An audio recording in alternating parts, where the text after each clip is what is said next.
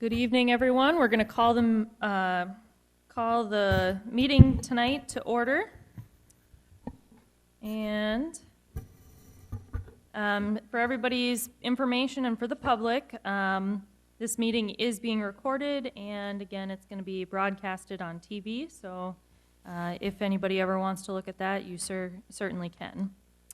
All right, so with that, we're going to start out with approval of the minutes from July 2nd.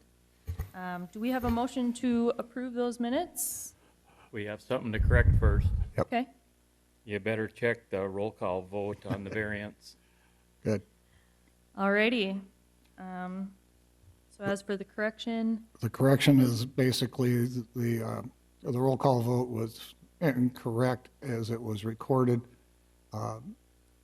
The ayes were Bartley and Nelson. All the rest were nays. With that correction, we would have the correct vote total of 2 ayes and 7 nays.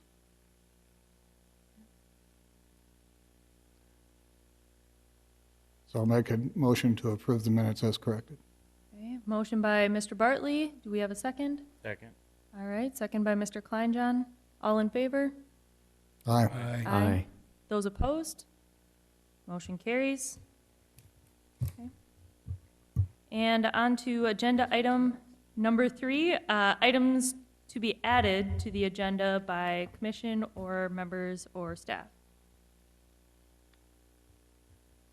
Okay. And hearing, I'll just have it do my staff report. okay, staff report at the end. And anything else? All right. And item number 4, invitation for citizens to schedule time on the commission agenda for an item not listed.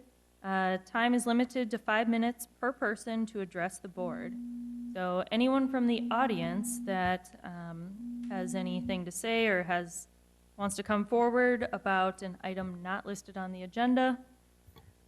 Okay. Seeing none, we'll move on to agenda item number 5. Disclosure of conflicts of interest, any relationships to the applicant or ex parte communication. Anyone on tonight's agenda? Okay. Looks like that is nothing. So we will move on to the approval of the agenda. Okay. All right. Approval. Approval by Mr. Bartley. Second. Okay, we got a second. And all in favor? Aye. Aye. And those opposed? Okay, motion approved. All right, next part of the meeting here, we're going to move on to item number 7, the election of a vice chairperson. And with that, we're going to open up the meeting for nominations for vice president. So does anyone have anyone that they want to nominate? Chairman, I'd like to nominate Chad Ford. Okay, Mr. Ford. Any other nominations? Hearing none. Excuse me. Anyone else? And going 3 times now, anyone else that we want to nominate?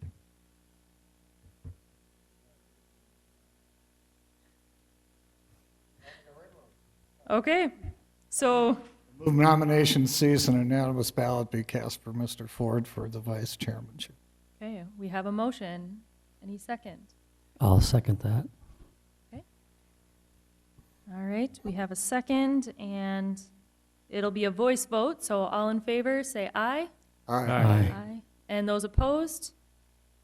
Motion carries. Mr. Ford is now our vice president.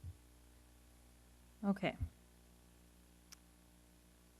And we'll move on to the opening statement for the Planning Commission.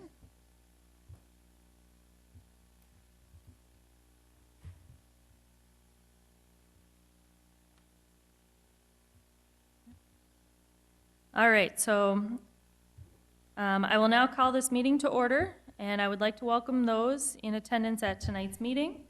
The Brookings County Planning Commission is a 9-member commission whose function is to recommend approval or disapproval of land use plans, zoning ordinances, subdivision plats, and amendments thereof to the Brookings County Commission. The commission makes its recommendation based upon the adopted comprehensive plan for the physical development of the unincorporated areas of Brookings County. As a matter of policy, all motions are made in the positive. After a motion is moved and seconded, it is open for debate. Those supporting the motion shall in turn give their reasons, and those opposing the motion shall then offer their reasons. After everyone has been given a chance to be heard, the commission shall recommend approval or disapproval based on the testimony and information presented. A simple majority vote of a quorum of members of the Planning and Zoning Board in attendance is required to forward a recommendation. Okay. And we'll move on to agenda item number 8, consideration of plats.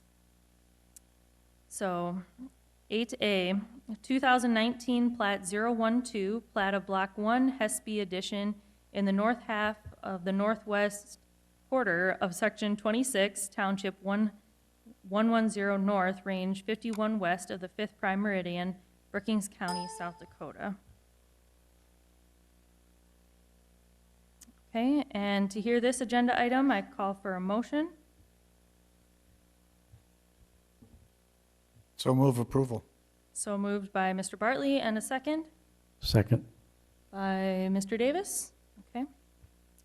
And Richard, may we hear your staff report, please? Yes, 2019 Plat 012, Marilyn Hesby is platting off 11.2 acres of agricultural land from the 32.23 acres of existing farmstead building site that she owns, which is located at 21210 464th Avenue in Volga, South Dakota. The parcel is being platted due to the irregular shape, and this is a non-buildable lot for a residence as it does not meet the 35-acre requirement, and the parcel of farm ground is currently being farmed, and it meets the platting requirements. It shows the plat. It's kind of an L shape. This is where the irregular shape comes in at. This is the balance of the land with the farmstead on there.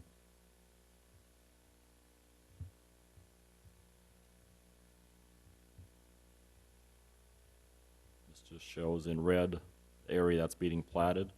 There's the rest of the farmstead and the remaining acres right there.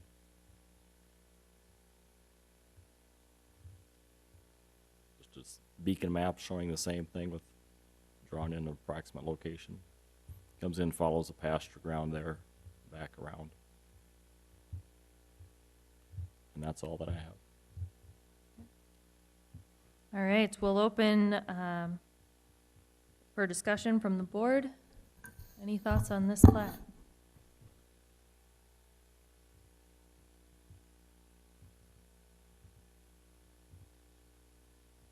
So I'm curious, I guess. Kind of the reasoning, did they say anything about that? Farming? It's going to be bought by the adjoining landowner right here. Okay. So Would it all become one plat eventually then? they would have to actually do another plat. It'd be two separate legal descriptions right now, but he'll probably farm it out as one piece. Okay. Any other questions or comments on this plat? Whether there's actually a fence there now, I don't know. If it's probably all being farmed in one piece. There's a fence. There is a fence there? Okay. They'll take it out, I'm sure. Yeah.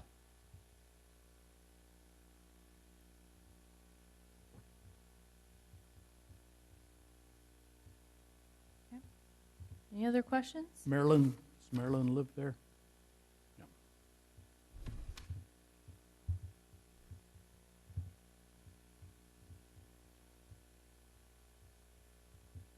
All right.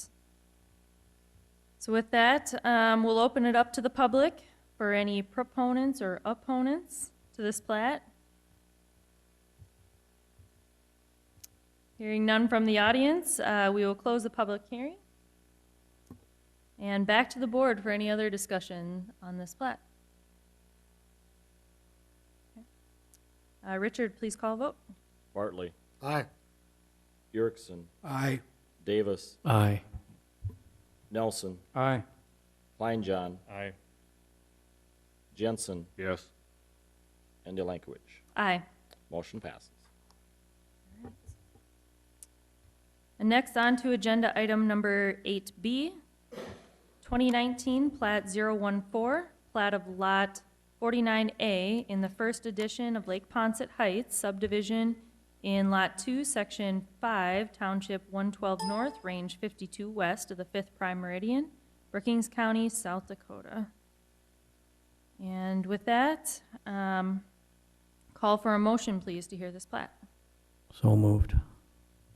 So moved by Mr. Davis, and a second? Second. Second by Mr.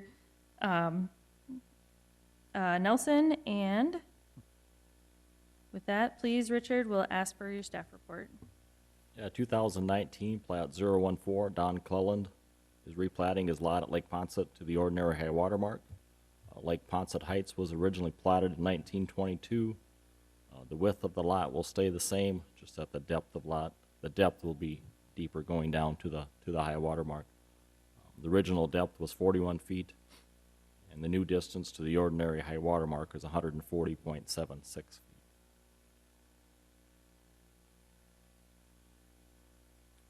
This is the plat. This is the original lot line right here. Now it's extended down, as several other landowners up along here have replatted and platted down to the ordinary high water mark.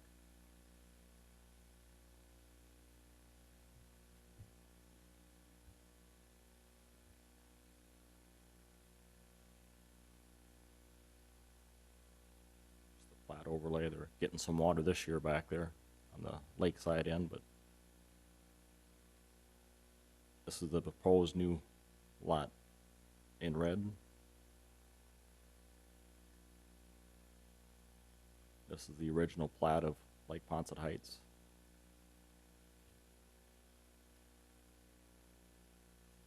.41 feet in depth. This is the current beacon map showing the structures actually down to here where the lot is. Just extending the lot lines down to the ordinary high water mark. And that's all that I have. All right, thank you, Richard, and we'll open it up for discussion from the board. Anything, any questions that we have?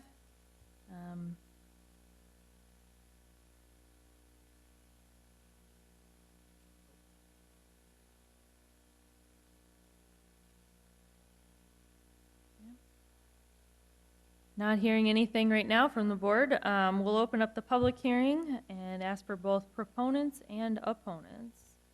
This plat. Okay. Close the public hearing and we'll go back to the board. For any more discussion, any questions? Kind of looks like Richard said some high water there, but I think that goes with pretty much Lake Poncet right now. But any thoughts on that?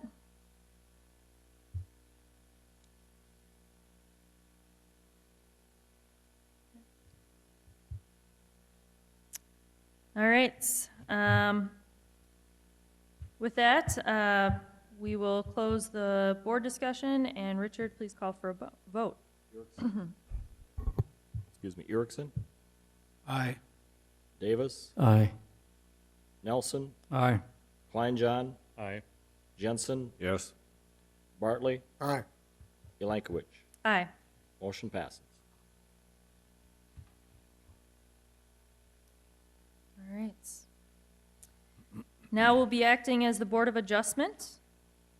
So the Board of Adjustment is a 9-member board which has the power to hear requests for variances, conditional uses, appeals, and special exceptions. The concurring vote of 2/3 of the attending members is necessary for approval of any action by the board. A 9-member board requires 6 votes, and a 6-member board requires 6 votes. In accordance with Robert's Rules of Order, we require a motion to approve a request before the request can be debated. As a matter of policy, all motions are made in the positive. The board, under specific powers granted it by the state, shall authorize variances from the zoning requirements where special conditions existing on the land will result in unnecessary hardship for the applicant. Financial disadvantage to the property owner shall not constitute proof of unnecessary hardship. And with that, I do want to clarify, especially with this item, again, as I mentioned, this is a 9-member board. As you can see, we have 7 members here, so it does take 6 votes to pass. So just so that is clear. And go ahead and read the item. Okay. So agenda item number 9, 2019, conditional use 008. Jim Shady has made an application, 2019, conditional use 008, to the Brookings County Board of Adjustment for conditional use. Article 11, Section 11.01A, Agricultural District. Conditional use permit number 20, home extended business. The property is described as the southeast quarter of Section 16, Township 110 North, Range 51 West of Volga Township, located at 21095 463rd Avenue, Volga, South Dakota 57071. And we'll start out, call for a motion to hear this, please. So moved. So move, Mr. Kleinjohn, and a second? Second. Okay, we've got a second there.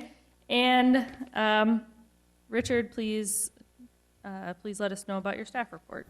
Yes, 2019 CU 008, Jim Shade has applied for a conditional use for an extended home business for an event center to be able to host but not limited to weddings, anniversaries, reunions, corporate retreats, graduations, etc. at the rural residence located at 21095 463rd Avenue, Volga, South Dakota, which is approximately 325 feet north of the intersection of U.S. Highway 14 and 463rd Avenue.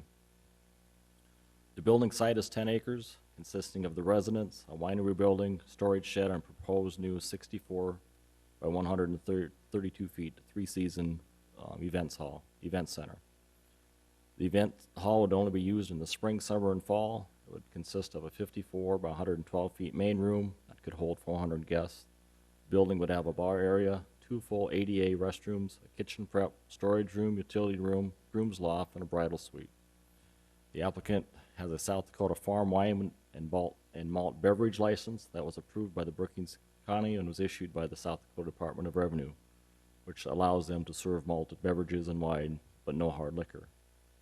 The applicant's business plan was attached and included emergency plans, dust control, South Dakota Department of Environment and Natural Resources recommendations, South Dakota Department of Health recommendations, parking and security. There will be no overnight lodging of guests.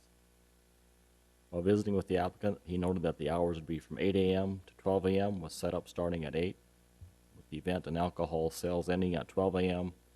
Cleanup and closing would be at 1 a.m. Public notices were published in the Brookings Register on July 23rd and 30th, 2019, and the Volga Tribune on July 25th and August 1st, 2019. Letters were sent to the adjoining landowners, the Volga Township Chairman and Clerk, and the South Dakota Department of Transportation. We received no correspondence from the landowners, the township, or the South Dakota Department of Transportation. Here's his conditional use application.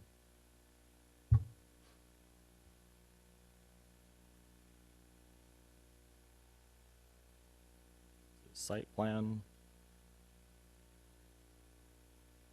This is the driveway coming in off 463rd, big wide open area right here. This is the parking area that I proposed. This is where the event center would be located.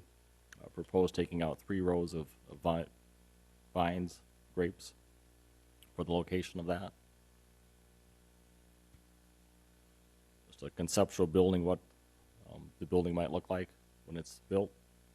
Still subject in the planning stages.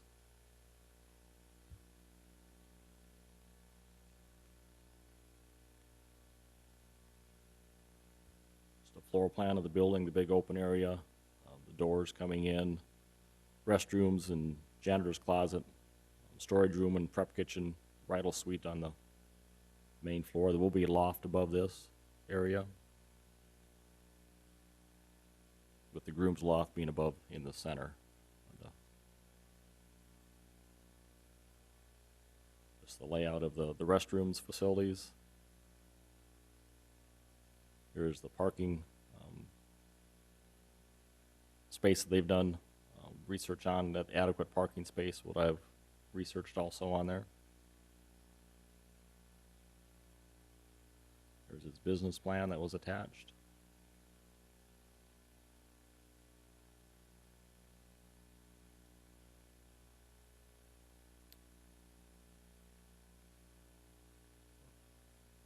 It's just looking north from the driveway. Clear view there, right here. This is looking to the south. There's a little knoll right here, and the intersection is right at the bottom of that knoll, so we'll just have to watch that one. Visitors come out and go back home. This is just looking into the driveway from 463rd. This is in the yard looking towards the west. This is a proposed parking area. This is just looking down where roughly the center of the building where the Vineyard is, where the building would be located. This is to the south of the Vineyard. Currently it's grass. This would be an overflow parking area. And there's a large area that is not mowed at this time between there and the fence for more parking would be there. And like I say, these rows of vines would be coming out for the building. Just the aerial view. Entrance, this would be the parking area. This is where the event center would be located, right in approximately this area. And that's all that I have. All right, thank you, Richard. We'll start out by asking the applicant to come forward and address the board, please.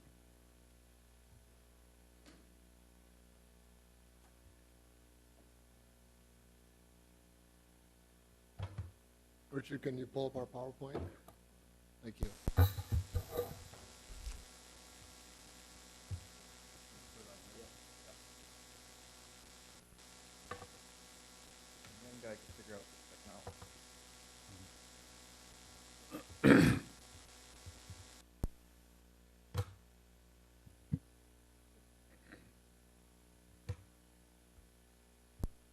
Thank you for the opportunity to meet with you tonight.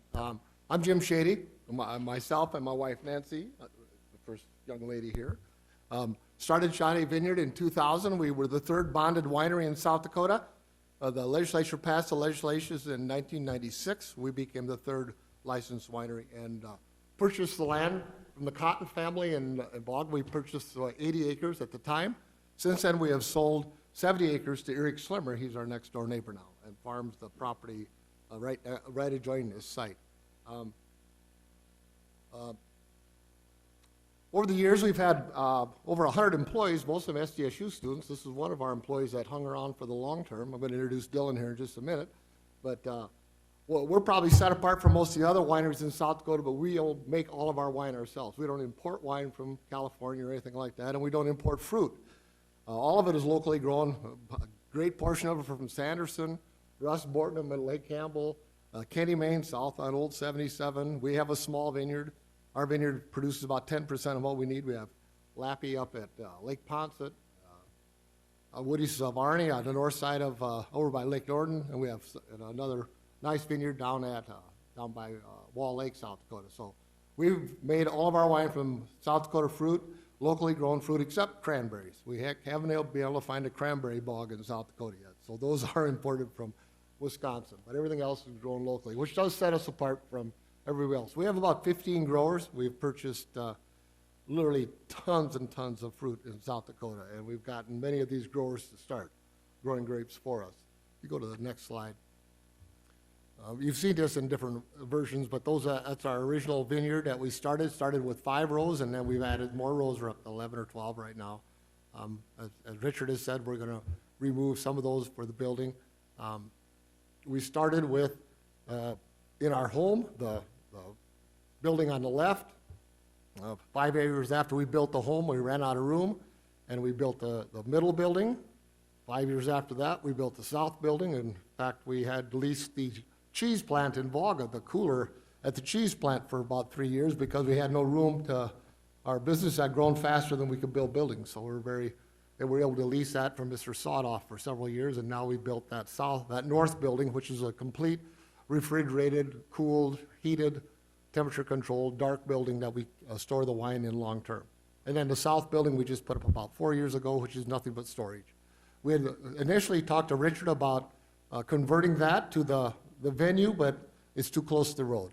It didn't make any sense. We're within 130 feet or 150 feet of the center of the road, 463rd Avenue, and that's where that east side of all them buildings line up on that line. Dave Rustin told me where that line was, and that's where we built the buildings. And so it didn't make any sense to remodel that one, so we decided to build a new one. Well, we believe that, why don't you go another slide? We believe this will be a real impact for South Dakota, or for Brookings County. We've done 2 weddings. One was Dylan's sister.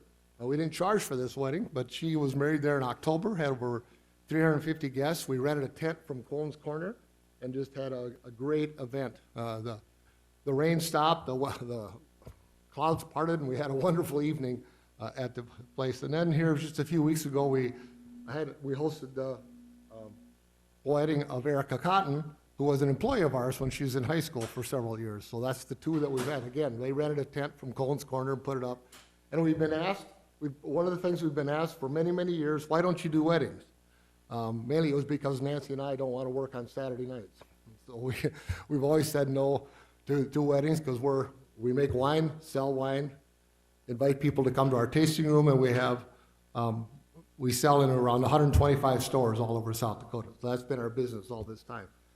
When Dylan joined us, we've offered to sell the property or the business to Dylan, which he has started the process of purchasing that on a contract for deed. Nancy and I still own the real estate, which we intend to sell to Dylan. He has an option on that property, and our intention is to sell that to him in the future.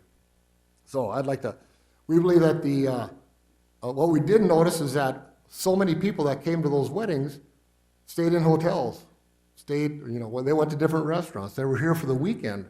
They came the night before for the bachelor or for the practice, and they stayed all weekend, and many of them didn't leave till Sunday night. What this is this is really to compete with some very large venues in Sioux Falls area. Meadow Barn is the one at T that this is probably very close to as far as size. Most of the other venues in Brookings right now, we have several barns that host places, but this one is much larger and would host the larger size weddings that most of these venues can't hold. So that's what we're hoping to do with this. And so we believe it'll increase revenue, obviously local tax revenues. When there's more people spending money in the county, the tax revenue base goes up. If we do get 3 to 4 weddings a month, 1 per weekend through the especially the sweet spot of the summer, which is probably the middle of May till the middle of October, we could bring an extra 1,000 people to Brookings County on a monthly basis, which is a benefit for all. So we've had 2 trial runs on it. It worked very well without a building. So we hope with a building this could be a great opportunity for people to not go somewhere else to have their weddings, but have them right here in Brookings County. I'd like to introduce Dylan Ringling.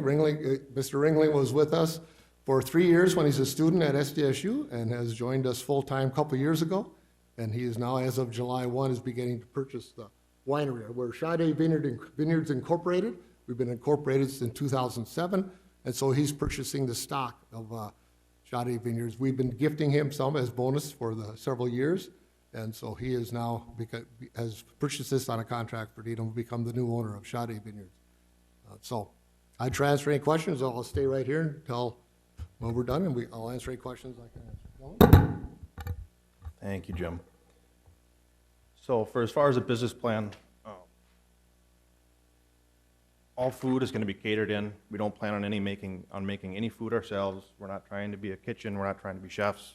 We're going to try and stick to what we're good at. So we're going to have a prep kitchen there, and it's going to have triple 3-basin sink. And this isn't actually FDA approved, but we're going to go ahead and put in all the things that an FDA kitchen would need as far as a prep kitchen. We're actually, Renee is sitting right behind me here. We're partnering with Hitch Studio. She's one of the owners of Hitch Studio, and they're going to be managing and basically running and planning all these weddings that are going to be going through there. Again, we're not wedding connoisseurs, not trying to be one, but I would love to have weddings there. So we're asking her to help us out. In the crossing, which is what we're going to call this, we'll be providing building with tables, chairs, and table linens. Everything else on site will be provided by different vendors, Hitch, and the wedding party. And then another thing that we're going to be in charge of course, is alcohol sales. And we'll have anywhere from 1 to 3 staff members there, and then the rest of the staff there will be from Hitch. So.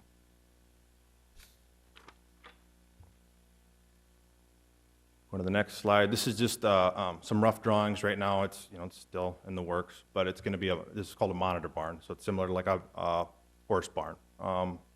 We went with this design because it's aesthetically pleasing, and it's most cost beneficial for as far as square footage goes. You have a lot less money into it, and it looks nice. This is, as Rich showed some different layouts, this is a little bit better drawing that I had them draw. We went smaller with the porch to gain some more square footage, as well as, I think that was the main change. And we added a few more doors and windows. But it's going to be 132 by 64, giving each person roughly 15 square foot a person, which is industry standard. We should be able to get well over 400, or just over 400 guests in there, so which is the number we were really looking for. And then, like Jim mentioned, very few venues in this area, with especially the charm that we have that has that can fit 400 guests. That's the upstairs there. We added an office as well, in hopes that we could find a full-time manager like Renee. She would love a space like that, so we added that in. And here's the exterior. We've put an overhead door on the back side there for access for different vendors, caterers. They requested that. I visited with a couple different caterers and listened to their input, and that was one of the things that they said, was that they would love to have that. This is just an overhead shot of the property. This is a different view of the parking area. Rich showed us a really similar one to that. That's pretty much it.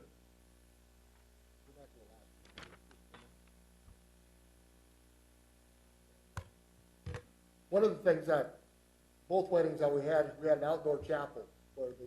Jim left. Have you stay up to the microphone and keep your hand Okay. away from your mouth, please? Okay. We had an outdoor chapel where they had chairs outside. We have a pergola that's outside that was built for that as a gift to one of the families. And so that's an outdoor chapel where to the north of the building would be that, if the weather is fitting, would be the site of the wedding, and then the reception would be back inside the hall. But if the weather is not permitting, then it would be held out inside the building, and you'd be able to accommodate that by just changing some chairs and tables around. we'd sure answer any questions that you might have. So is the building going to be, is it professionally engineered or something that? Yep, Reeves is who we're looking at right now, but yeah, it's required to be engineered for the sake of it's over the 8,000 square feet number, I think, and then it's required to be engineered. And then with that many number of guests, I think it's actually required to be engineered as well. So.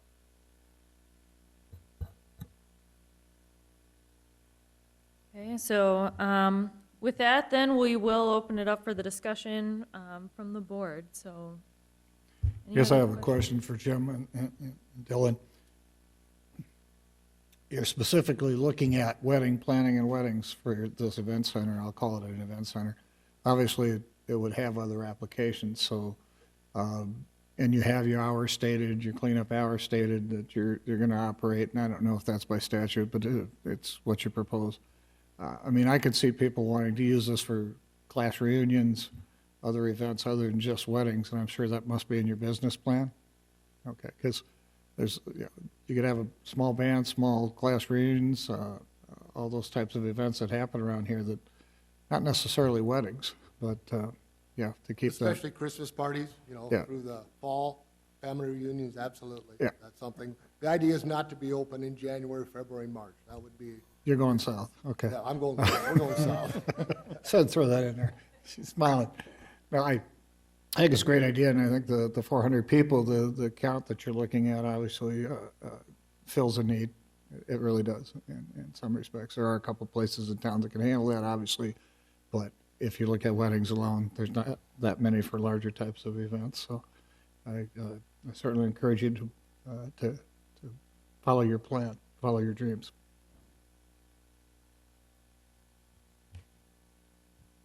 I'd just like to add that I think you've done your homework and made it probably a little bit easier for all of us here.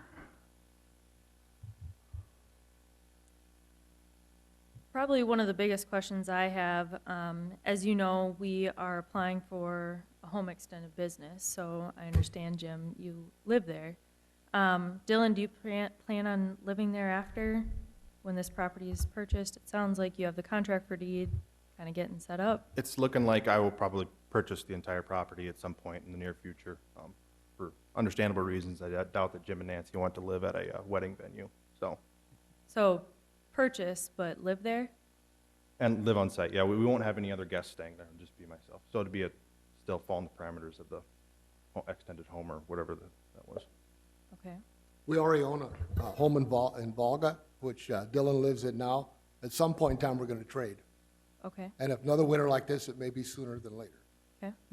Because obviously, if you are no longer living there, now we're talking commercial. So just so everybody's on the same page on that, that's a huge red flag, if that were to ever happen. So that's great. The other thing, I know we talked obviously to Township, I believe I thought you heard, or you said, Richard. Question did, and I know it was also published, of course, in the Volga City. Anyway, my real question is, did the Volga City Council have anything that they were No, curious we've about? heard no Okay, comment from anybody. okay, Volga City Council, Volga Township, adjoining landowners, we have no correspondence. okay. And then, of course, I understand that the road is not paved there. What is that, is that like a quarter mile or something out there?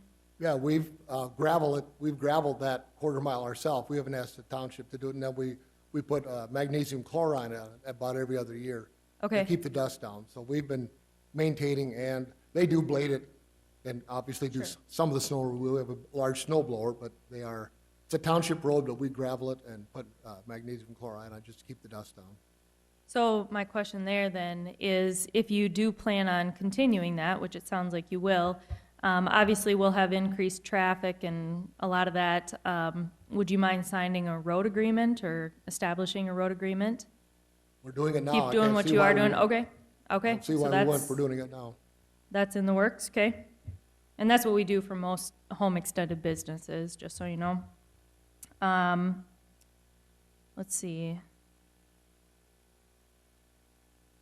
Okay. And then the last thing that we do for a lot of these types of businesses, would you be open to having like maybe a 3-year kind of checkup or something? So for example, we want to avoid certain types of events, as I'm sure you're aware of. And I'm not saying it's going to go that far, but a lot of times we do kind of like a, what's the right word, a temporary. So basically in 3 years, you'd come back to the sport. If everything is all good, then we would do this as a permanent establishment. Would you be okay with that? Well, we're making a very large investment. and Yeah. So that's of concern of. Sure. Of the wind changing, I guess. Right. But I get, where you're alluding to, I believe, is that this is not a bar. This won't be open for the Right. public to come to. This is by invitation by the guests. Sure. Or whoever's sponsoring it. Our normal business hours are 10 to 6. In the summertime, it's Monday through Saturday. Wintertime, it's 1 to 6. And so we're not open in the evenings unless it's a private event. And then they Sure. come in, but we are not going to operate it as a bar, I'll tell you that. Right, and that's great. You know exactly what I'm referring to.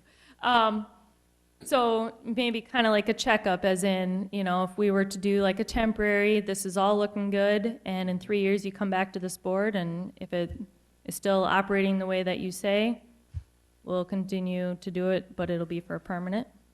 Okay? Sounds good. Those are probably my biggest questions. If I may make a comment about that, as Jim has stated, it's quite an investment. Yeah. And I wouldn't make that investment if it were only temporary.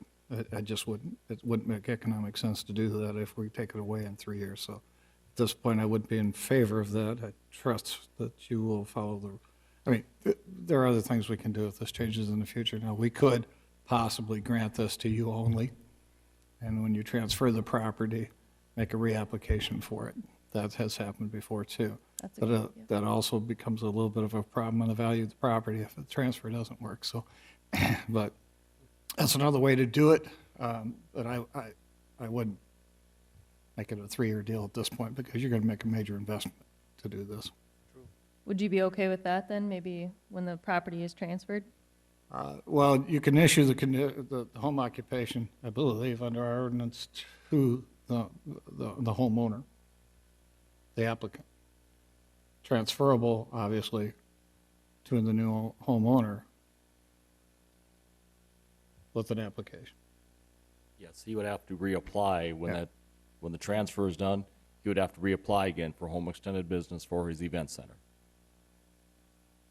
And if there were no issues, that pretty much becomes automatic, but at the same time, that might give you your checkpoint you're looking for, but I don't know that even that's necessary, to be honest with you. I think we can move forward with this with pretty high confidence that you're going to do what you say you're going to do, and it'll be functioning properly.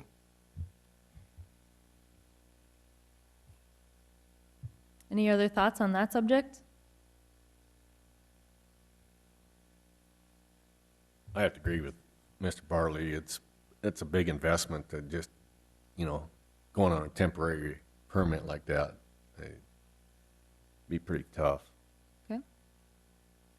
I'd be in favor of a permanent one and then just a reapplication, a simple reapplication process when the deed is changed. Okay.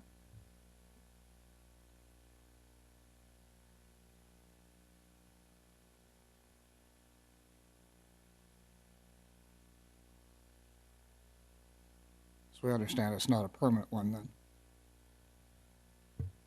You'd be asking for a reapplication. It's not a permanent one.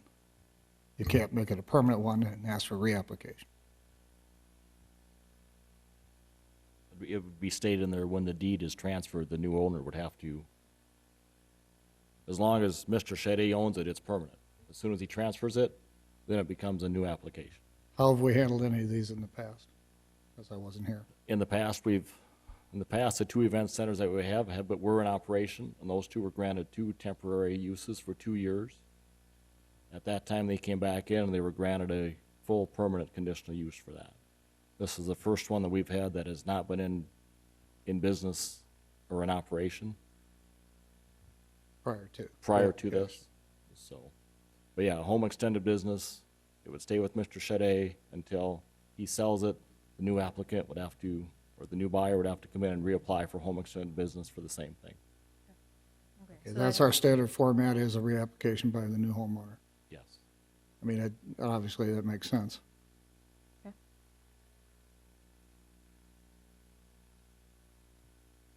I mean, you would make it a condition of the sale. Yep. Any other thoughts?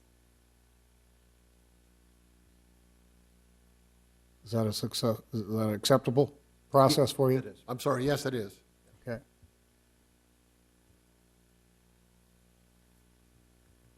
All right. Hearing nothing else from the board here, we'll open this up to the public, hearing both proponents or opponents. Anyone else have anything to say? Madam Chair, can I speak from here? Yes, please. Luke Muller, First District. I just want to make a couple of points, a few points, and then I was just going to ask a couple of questions. I think you've asked most of them.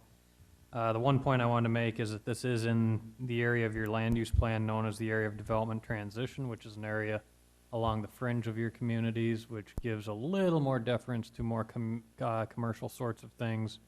So that's where, and partly by design, knowing that we've already got a vineyard going on out there, that was part of it.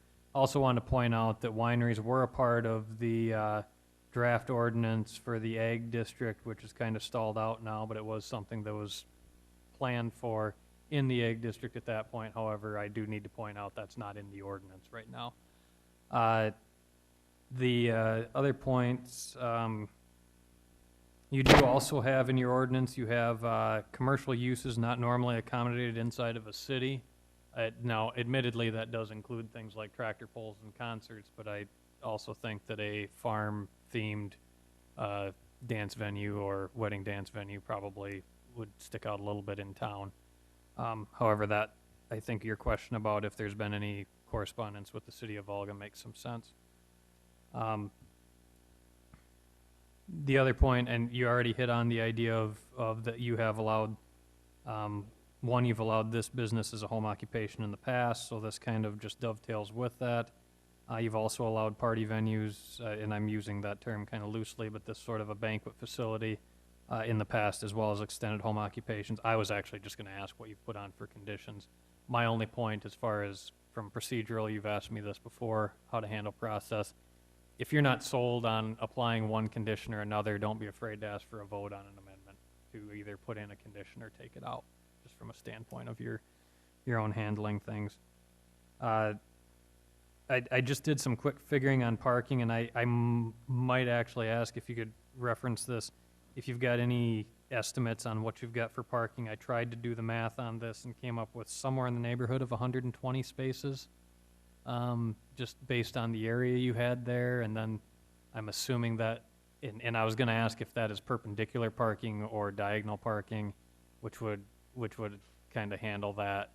And it's more of a matter of just kind of for future reference on other things to have an idea. But 120 spaces that's a pretty healthy number. That's a pretty good number for a venue this size if you're talking 400. We estimated at their diagonal, I think it was 30 degree was my figure. Okay, 30 diagonal. degree parking, 140 cars plus 6 handicap, and then we have room for 50 plus overflow for grass parking. And that'd be on the grass parking. Yep. That was going to be my other question, just to verify that we weren't going to be parking on the road. And so that's it. I just wanted to be sure of those couple of things, and then that was it. It sounds like you've covered everything else. All right. Thank you, Mr. Mueller. Any other questions, comments? Both the public? All right, we'll close the public part of that hearing, and we'll come back to the board for any other questions or comments. I just have a comment to make, is that I personally have an issue with an alcohol thing. I know you're talking about not having I have a difficult sometimes with my brain thing going on, but with the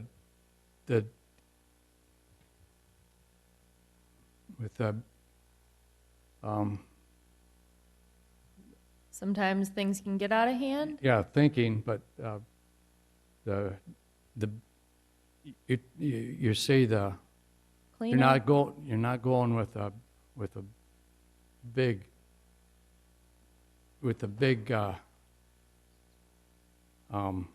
You asking if we're going to do liquor? yeah, liquor. No, just going to be beer and wine. Yeah, No. just Just so beer and wine. you're not going with the big alcohol. Nope. So yeah, I just don't want a lot of people going out on the road. Oh, yeah. We're going to suggest to all of our attendees or our wedding guests that most hotel services offer shuttles. Yeah. So we're gonna hope that they use those shuttles, and then all of our bartenders are gonna be Serve Safe certified. So that pretty well takes care of over-serving guests as well. Yeah, I don't want, I would hate to see somebody out on the road and hurt themselves or kill themselves or somebody else. I would hate to see that. So anyway, yeah, I don't want to see that. And then also one of the things on I've already talked to Nancy a few years ago about and when my head was okay back then, Nancy, head was okay. But anyway, where we have a thing with trying to take care of things out on the ground. Road and stuff? Well, zoning stuff, yeah, but we're doing things okay out on the taking care of things, yeah. But then also it affects what happens on your, and so we have this problem, and so what happens to your with your things and the people or the farmers, and so but now you're getting quite a bit of stuff coming in from other places, and so that helps. And so I'm wondering, how good are we with the farmers versus what's going on with you? What's going on between us? I've talked to all the adjoining landowners, Vanderwall to the east of us, Schlottman to the south of us, and Eric Schlimmer to the west of us. They are all the adjoining landowners, and they were both, well, they obviously didn't come to voice any opposition. They were all said, this would be great for the area, so they're all aware of it.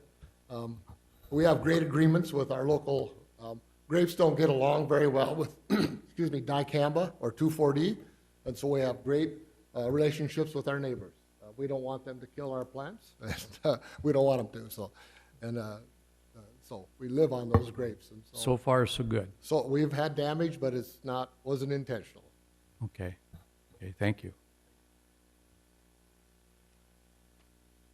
So just kind of recognizing, it sounds like, and obviously respect the ag side of things, which it sounds like you do, but just kind of paraphrasing.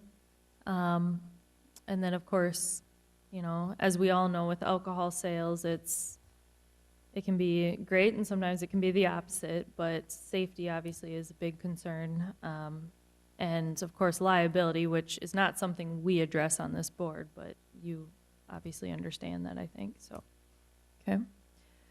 Any other questions or comments from the board? We haven't heard from a few of you, so.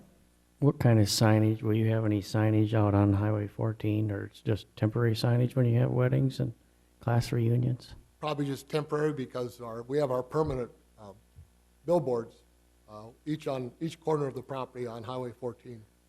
They're on our property, and so if there be a wedding one there, we have room on the bottom of one of them, you know, Johnson wedding or something like that. We would probably put, if they want to do a temporary one, something like that. We had sometime had talked about putting a Daktronic sign.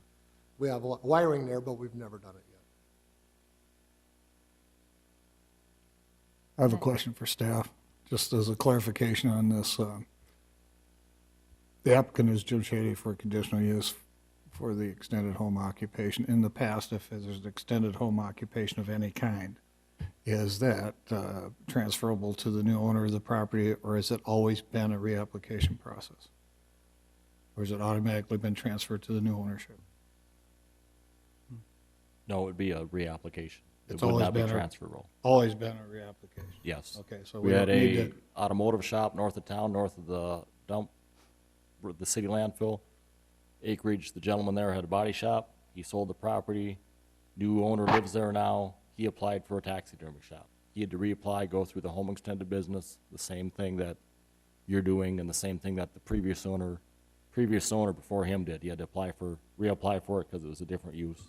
I guess my point is we don't need to make an amendment to the main motion to state that. It's already in our ordinance, so that you both know that the reapplication is, Yes, they were told It'll be that when they came necessary. in to fill out the application, that it was for him only. If it got sold, he would have to reapply, and they both acknowledged that, and they were aware of that when they applied. For an event that size, would you be putting anything like some flashing lights out to the north or south, saying something like, you know, caution vehicles entering roadway or anything like that? Haven't considered that. That hasn't been an issue when we've had other things there, so we haven't done anything like that. You know, there'll be parking signs that direct people to flow into the parking lot and the directional of the park, or how to park. It seems like people that come to something like that typically don't know how to park. They park right next to the door, and then it fills out from there. So there'll be parking attendants who will be directing the flow of people coming in. But on the highway, no. No, I've not been- on the highway. I was concerned about on the gravel road Okay. to the, not probably towards the highway, but I have put in comment to the Highway 14 committee about making a left turn lane in that site from. There we do have traffic, and there's, Goldsmith is just north, lots of fishermen turn there, and so I've asked, in my input into that Highway 14 committee is to consider a left turn lane.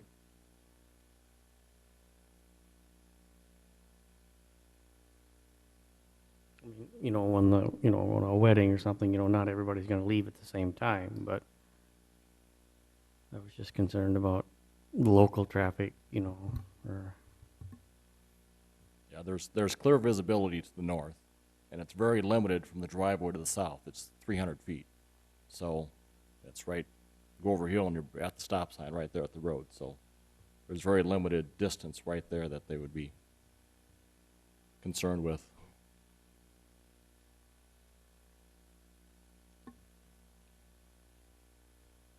Any other comments? I haven't heard from two of you. Any thoughts?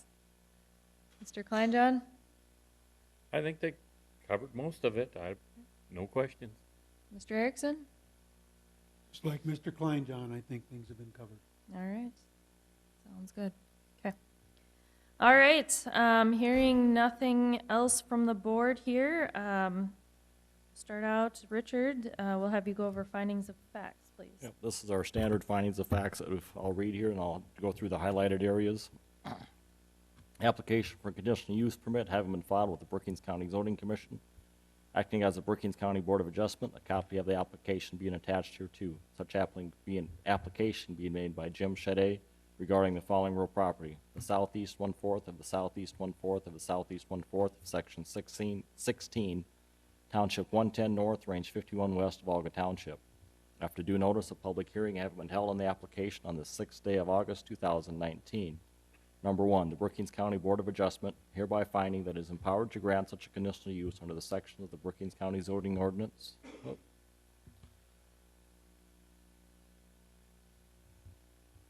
Excuse me. Brookings County zoning ordinance, Article 11, Section 1101, A Agricultural District, conditional use permit number 20, home extended business. Further finding that granting of the conditional use will not adversely affect the public interest. Number two, the Brookings County Board of Adjustment further finds and certifies that the following specific rules governing the conditional use requested have been complied with. None stated. Number three, Brookings County Board of Adjustment further finds that satisfactory provisions and arrangements have been made concerning the following were applicable. A, entrance and exits to the property, proposed structure within particular reference to automotive, pedestrian safety, convenience, traffic flow, control, and access in case of fire and catastrophe. Entrance and exit will use main driveway off 463rd Avenue. Maintain a 24-foot fire lane for access to the event center in case of emergency. That's a standard width for you get fire trucks up and for them to go through. An extra D in there. Yep.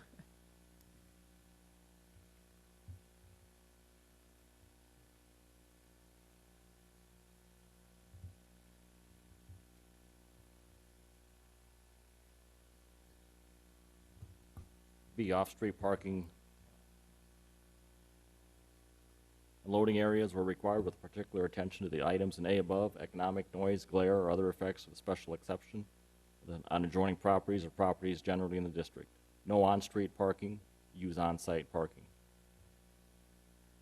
C, utilities and refuge and service areas with reference to locations, availability, and compatibility. Must use a trash service for your garbage and things like that. I'm sure you probably had that in your plan. Screening and buffering. D, screening and buffering with reference to type, dimension, and character. None stated. E, signs of fitting proposed exterior lighting with reference to glare, traffic safety, economic effect, compatibility, and harmony with properties in the district. Right now, we allow a 16 square foot sign, and you should have install a stop sign at the end of your driveway, so when they get there, they stop before they go out onto the road. E, required yards and other open spaces, none stated. G, general compatibility with adjacent properties and other properties in the district. Comprehensive plan requirements met for the agricultural district. Number 4, the Brookings County Board of Adjustment further determines and conditions this conditional use permit upon the following additional special conditions or safeguards. Number 1, South Dakota Department of Environment and Natural Resources approved design and capacity for the septic system. Number 2, South Dakota Department of Health inspection and license required if food would be prepared and served on the site. Number 3, adequate number of restroom facilities and trash receptacles for people attending the events. Number 4, no lodging of overnight guests. Number 5, any sale or consumption of alcoholic beverages must be in compliance with all local and state laws, local ordinances and state laws. Number 6, host only social events as noted in the designated area in the site plan. Any other use is prohibited without proper permits. Number 7, maximum attendance of 500 at one time per event. Events with 250 in attendance or more to notify the Brookings County Sheriff's Office with 24 hours advance notice of the event being held. Number 8, if the applicant sells the property, new owner will need to live on site and apply for conditional use for a home extended business event center to continue operation.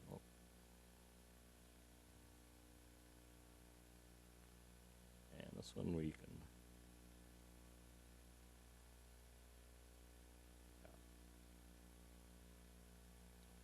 Brookings County Board of Adjustment by at least 2/3 vote of its full membership hereby grants the petitioner a conditional use for the above described real property as follows.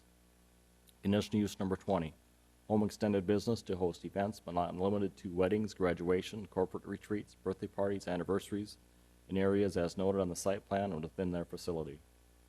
This conditional use permit is specifically conditioned upon initial and continued compliance with all the requirements and conditions in 3 and 4 above, upon compliance with all applicable provisions of the Brookings County zoning ordinance.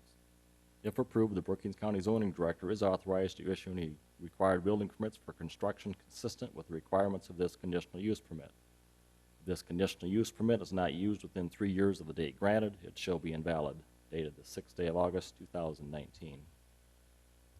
Richard, one addition, I guess. I didn't see the road agreement or dust control? Yeah. Yep. Yes.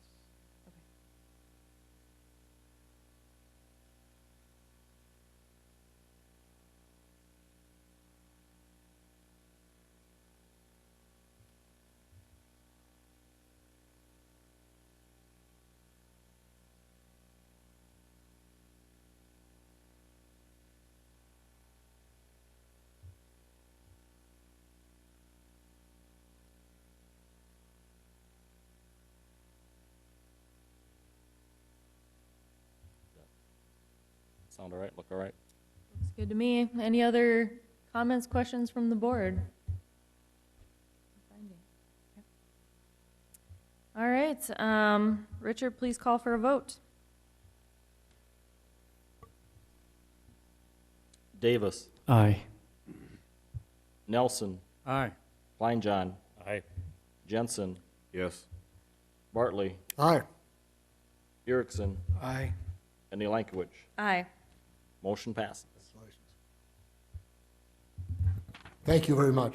And hopefully you can come to a wedding out there. Hopefully it's not yours. Not likely. Thank you, folks. Some of us are single.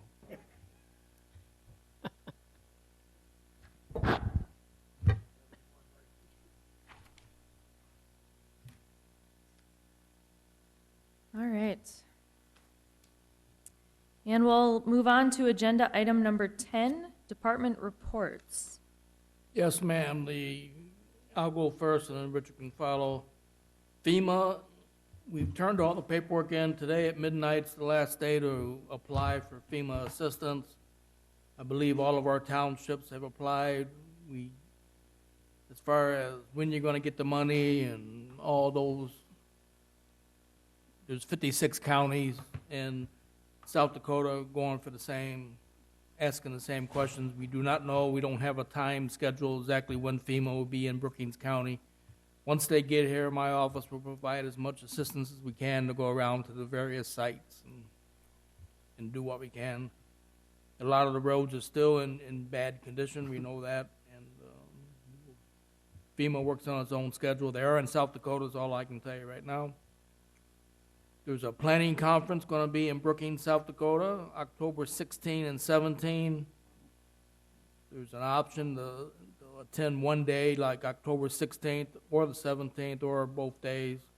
Keep that in the back of your mind. We'll be talking more about that coming up. If you want to attend the planning conference, you have to let us know, and we'll have to make sure we got enough money in the budget, but we should be able to cover planning commissioners that want to attend at least one of the days. No. Oh, yes, go ahead. Thanks, Luke Muller, First District again. The one other item I wanted to add along that lines is that the South Dakota Association of County Commissioners, we were going to, at the workshop in March, have a training, but we moved it back to the September meeting, which is the 15th and 16th. Do you know what week that is? So it'd be the Tuesday, which I believe is the 16th of September. It is in Pierre, so it's a little bit of a haul, but if you're planning on fishing for no apparent reason that week, you can come. There is no charge to go to those sessions, and the sessions are to be put on by Jack and Zach Peterson to talk about ex parte communications and appropriate communications there. The other ones are going to be ways to run a public hearing. That'll be delivered by district. It's on the 17th, and it's in the right around noon. Be how to run a meeting by District 3 in Lincoln County. That individual is the chair of the the Planners Association, and then the third session is myself and Todd Kays giving a description of properly adopting your zoning ordinance, and then the last part is going to be just the hot topics and planning, basically a free-for-all for counties to talk about the issues they're facing and how other places are doing it, so if you've got something to bring. So this is an instance where actual planning commission members will be able to come to those sessions if they want to. Again, if you've got time, you're able to do so, go ahead. Otherwise, I'm sure that Commissioner Bartley will be more than happy to relay everything he learned out there to you. Thanks. And last but not least, the 2020 census is coming up. We've got less than a year now, next April. If you got people in your township, we're going to push to try to encourage you to have anyone in your township to sign up, and we need them counted. The more people we got in the county, obviously the more tax dollars we do get from the federal government. And that's all I've got. I'll pass it over to Richard now. It looks like we're going to have a busy September meeting, so come prepared. Hammock Dairy is looking at north of town at their north unit. They're looking at doing some rearranging of their numbers. Right now they're permitted for 950 mature dairy cattle and 350 of calves. They would like to reduce that number of mature cows, still keep the same animal units, it's 1,300, but they want to reduce the cows and increase the calves. But they're not, right now they don't have the full 950 head of mature cows there. So they want to back off on the cows and move more calves over there to raise. So animal units themselves are staying the same, just that the numbers are going to be a little bit different. So that's what they were permitted for.